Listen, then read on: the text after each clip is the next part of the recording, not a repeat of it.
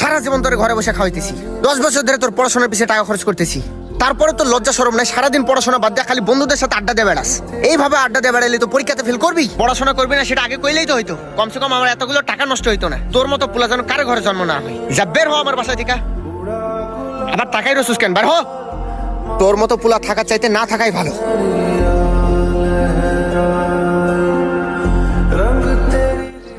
কিরে তুই বলে পরীক্ষায় ফেল করছস?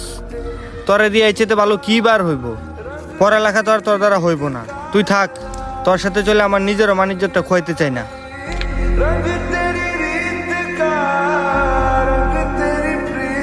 তোমার সাথে রিলেশন রাখা আমার দ্বারা আর পসিবল না।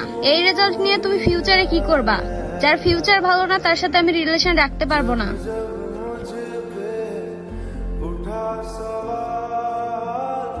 নিশ্চয় আল্লাহ যা করে ভালোর জন্যই করে। আল্লাহর উপর ভরসা রাখে